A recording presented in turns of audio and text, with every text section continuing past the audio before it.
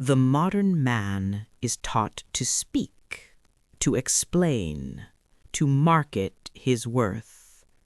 This is the grand lie, and it is the root of your weakness. You believe that value is something you announce. You believe that respect is something you earn through validation. You spend your life chasing acknowledgement, providing evidence, and begging for permission. You are a servant, conditioned to believe that your reality is defined by the consensus of the room. You have been trained to ask, "Am I good enough?" But true power does not ask, it asserts. If you have to speak loudly about your own worth, you have already lost the battle. The noise is a confession of your insecurity. Value is not what you prove. Value is what others believe without being told. This is the central difference between the servant and the architect. The servant is reactive. He is a tool, easily managed, predictable and interchangeable. His life is an apology. The architect is proactive. He designs his own perceived reality, defining his value with silent psychological precision. His life is a fortress. This video is not about motivation. It is a psychological masterclass on reality bending, the art of using nonverbal language, positioning, and absolute self-sovereignty to silently redefine how every person in your life perceives your value. Your goal is not to be liked. Your goal is to become an unquestionable fact, a gravitational force that bends the space around you. If you are ready to stop chasing and start designing, watch closely. We begin with the most lethal weapon, the power of taking things away. The world values what is rare, not what is loud. Water is essential, but diamonds are valued. Why? Scarcity. Most men behave like open taps, always available, always flowing, always explaining, always ready to be consumed. They are taken for granted because they are everywhere. You must transition from being a commodity to being a finite resource. A. The law of the strategic void. The most powerful form of presence is absence. When you withdraw, you do not disappear. You create a void, and the human mind instinctively rushes to fill a void with value.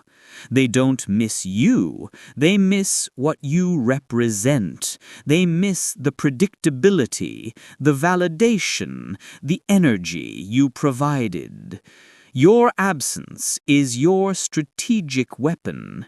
It converts demand into desire.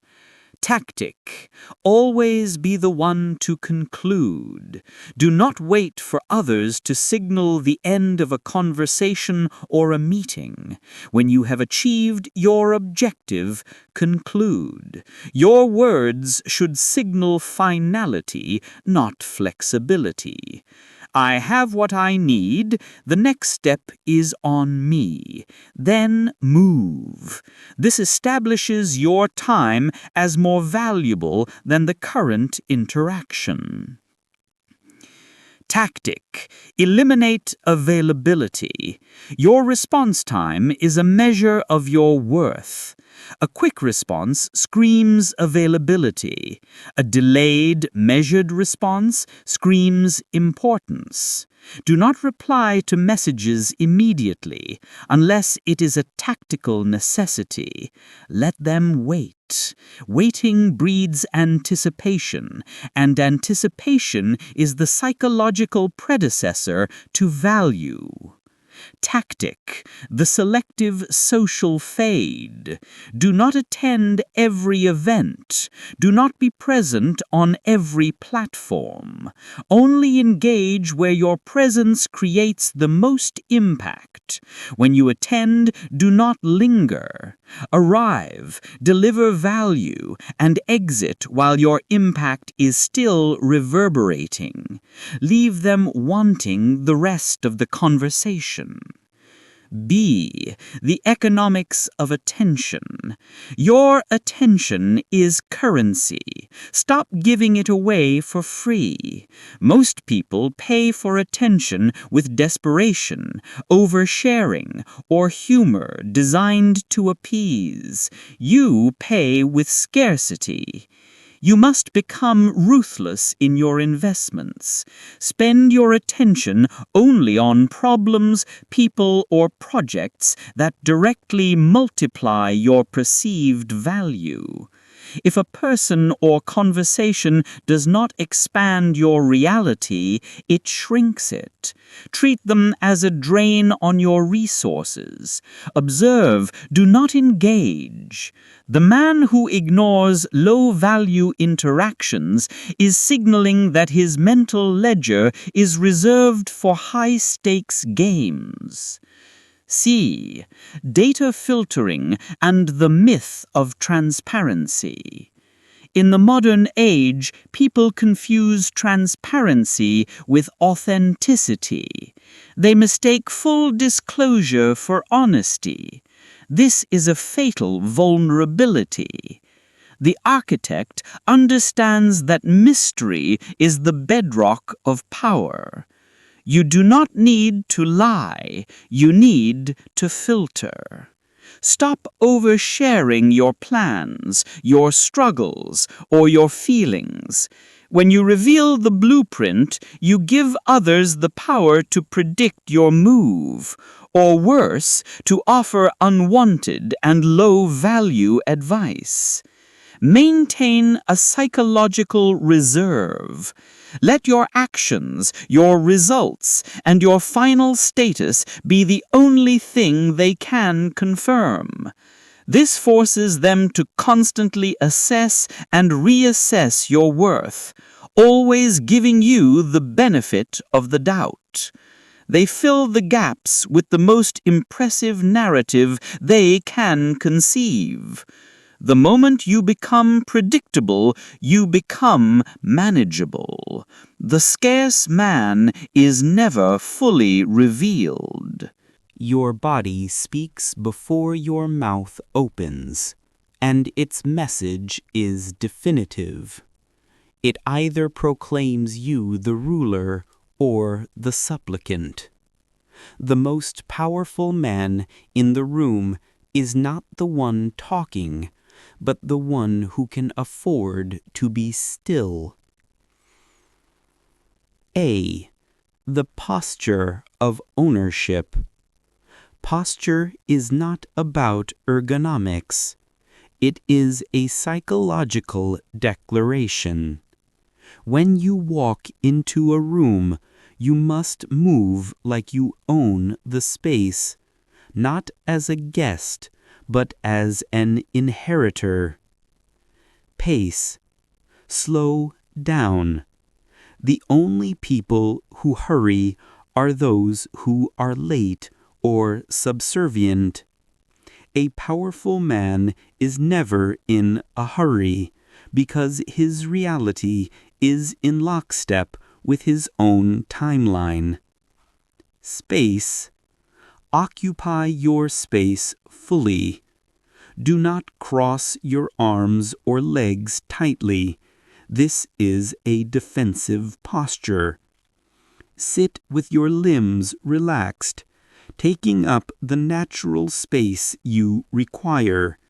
You are not asking for a smaller footprint. Head position. Hold your head level, chin slightly down. Looking up is a posture of submission. Looking down is an evasion. Level and steady. You are meeting the world on your terms. B. The unshakable stare and the law of eye contact. The eyes are the most direct line to the inner architect. Most people flinch, glance away, or break eye contact as a form of social apology. The scarce man uses his gaze as a weapon of unshakable certainty. Duration. Hold eye contact slightly longer than the social norm.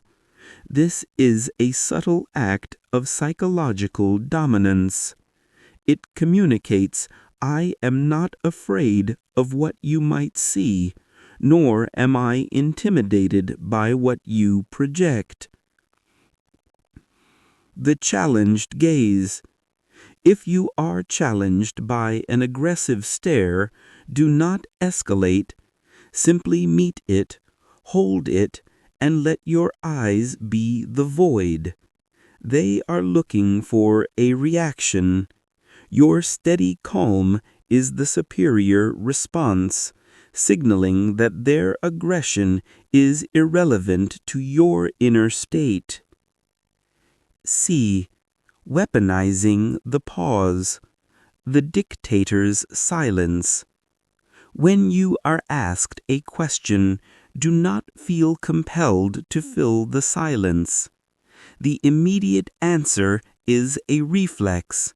It signals an anxious need to please or prove. The pause is a strategic device. It forces the questioner and the room to wait. It makes your eventual answer feel heavier, more considered, and more definitive. When you pause, you are forcing the other person to confront their own impatience and their dependency on your response. This subtle inversion of power is key to reality bending. The pause on the threshold. Pause before entering a room or before addressing a crowd. It makes your entrance an event, not an arrival. The pause after a statement. After you deliver a powerful statement or decision, stop speaking. Let the silence hang. This is a subtle dare for anyone to challenge you. Most will not. They will instead absorb the weight of your certainty. Posture and stillness are the architecture of your psychological fortress. The man who is comfortable in silence and stillness is the man who controls the clock and the gravity of the room. You are not truly powerful if your emotional state can be managed or manipulated by a sentence, a compliment, or a minor slight. Emotional reactivity is a fatal psychological vulnerability. It tells everyone where your pressure points are, and once they know where to press, you are merely a tool in their hands. The scarce man is not emotionless. He is the master of his own emotional economy. He feels everything, but he acts only on what serves his desired outcome. A. The approval detox. The need for acceptance is the root virus of all weakness.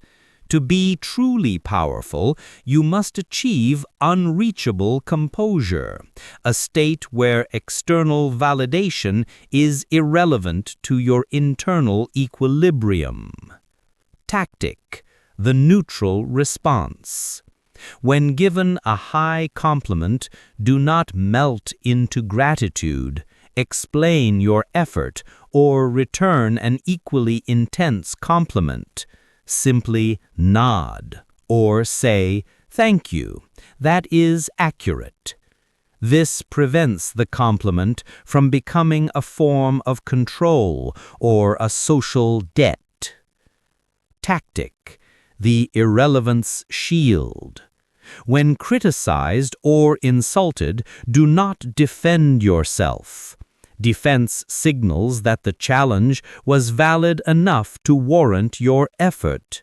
Instead, treat the comment with polite disinterest, as if the speaker is discussing an irrelevant topic. A simple "understood" followed by a move to a new topic is more devastating than any defense. Tactic, emotional scarcity. Do not display intense positive or negative emotions unless it is a strategic tool. Keep a steady, low-frequency presence. Your calm must be so total that it unnerves others who rely on emotional drama for control. B. The unmoved mover. Your actions must be the result of your internal intent, not an outside stimulus. When someone attempts to provoke you, they are not trying to hurt you. They are attempting to shift your focus from your own agenda to theirs. Your reaction is the prize they seek. The inversion of intent. When provoked, instead of reacting, you must observe. Ask yourself, what are they trying to gain from this reaction?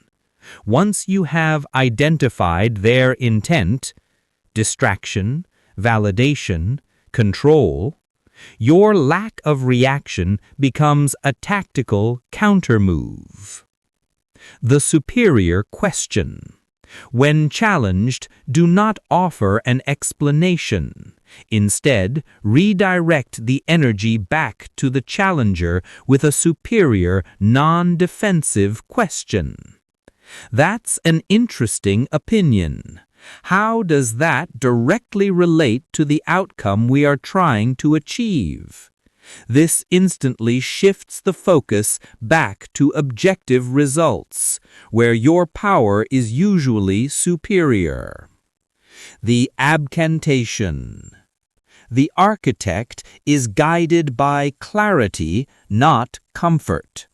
If a situation or a person does not serve your higher trajectory, your indifference should be total. You are not cruel, you are precise. Every resource, every emotion, and every moment is allocated with surgical intent. When others can trigger your emotional reaction, you are exposed. To bend reality, you must first master the fortress of your own mind. When you stop needing their approval, you become psychologically unreachable. Your value is determined not only by what you do, but by the unspoken narrative that surrounds you. You must design the entire stage upon which you appear. A. Environment as narrative. The spaces you inhabit are silent ambassadors of your standards. The sanctuary of work. Your workspace, whether an office or a desk, must reflect discipline, focus, and quality. Minimalism and cleanliness signal precision and an absence of unnecessary chaos. The aesthetic discipline. Your personal presentation, clothing, grooming, accessories should be consistent, deliberate, and high quality. Not necessarily loud, but precise. The goal is to convey that you respect yourself enough to demand quality in every detail, which implicitly sets a high standard for how others should treat you. B. The social proof lever. Third-party validation. The most powerful way to signal value is to have it confirmed by a trusted third party, especially when you are not present.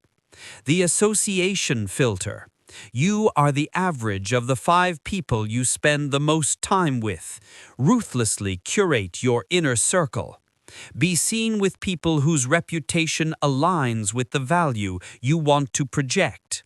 When you introduce others, introduce them by their most impressive achievements. This sets the unspoken expectation that achievement is the price of entry into your world. The unforced testimony. The ultimate reality-bending move is to engineer situations where powerful people are forced to speak about you. This is not lobbying. This is delivering undeniable results that require acknowledgement. You want the highest value people to discuss your competence, not your personality. Their praise is stronger than any self-promotion. The gatekeeper effect. When you selectively remove people who have low standards or low status from your proximity, those who remain immediately increase in perceived value. Your exclusion of the unworthy is the strongest non-verbal proof of your high standards. C. The shadow of reputation. Your reputation is the psychological force that precedes you, the narrative that governs the room before you enter it. You must control the shadow. The 3 elements. Your shadow narrative must contain 3 elements. Undeniable success. Facts about your competence and results that cannot be debated. Strategic mystery. Vague but powerful stories about your decisions or background that breed speculation. This ensures you remain unpredictable. Necessary ruthlessness. Controlled true anecdotes about instances where you were forced to be utterly decisive and pragmatic, even at a cost to others' feelings. This creates a psychological boundary. They will respect you because they fear your uncompromising nature. The controlled leak. Never confirm or deny a beneficial rumor that supports the narrative of your power or competence. Let the ambiguity work for you. Silence is agreement when the rumor is flattering to your status. The world is a stage, and you are the architect of the set design. Every detail, your environment, your associates, and the stories told about you must bend perception toward your unchangeable value. The final stage of reality bending is creating a world where your value is not a subject for negotiation, but a pre-existing condition. You don't ask for respect, you behave as if it is already yours. A. The rule of inversion. When the social instinct is to explain, you must decide. From suggestion to decree. When you speak, eliminate all softeners. I think. Maybe. I could be wrong, but your words must be delivered as a final conclusion, a decree. You are not offering an opinion. You are stating a fact within your controlled reality. The refusal to justify. Never explain your core decisions to those who lack the status or context to understand them. When pressed, a calm, final statement is enough. That decision is final. Or, I'm not going to debate that. You signal that your reality is not up for public referendum. B. The non-negotiable reality. You are not hoping for the best. You are demanding what is due. The expectation of obedience. Your tone, posture, and pace must convey the subtle expectation that the world will adjust to you, not the other way around. When you delegate, you do not use the language of suggestion. You use the language of instruction. The silent correction. If someone treats you with disrespect or ignores your request, do not engage in argument. Instead, remove the resource they value, your attention, your time, or your presence. If they realize they have compromised their access to you, they will self-correct. Your silence is the penalty. C. The silent refusal. Learning to say no without ever using the word. The body language block. When presented with a request you intend to deny, your body language should immediately close. A slight tilt of the head, a pause in movement. This subtle resistance communicates the answer before the words are spoken, preparing the recipient for the negative outcome. The redirection of energy. When asked for something you will not provide, do not deny it directly. Redirect the conversation to a topic of your choosing. That's not the priority right now. We need to focus on X. You do not allow their request to take root in the conversation. You simply declare it irrelevant to your current reality. You have removed the need for negotiation. Your value is a law of physics.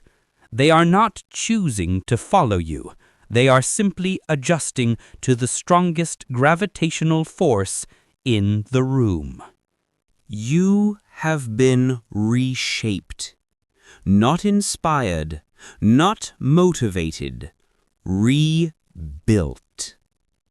You killed the servant who craved validation and replaced him with the architect who designs his own truth. You learned that power belongs not to the best, but to the most certain. You became scarce. You withdrew your presence and made your time a high-value commodity. You became still. Your calm and stillness became a psychological weapon that bent the room's energy to your pace. You became indifferent. You mastered your emotions, making you unreachable and unmanageable. You built the architecture. You used your environment and the testimony of others to create a non-verbal narrative of unquestionable value. You speak with finality. You eliminated all softeners, turning your words into decisions, not suggestions. You are no longer here to fit in. You are here to move the pieces, to define the standards, to bend the room to your will. You are no longer a person they can manage. You are a force they must contend with.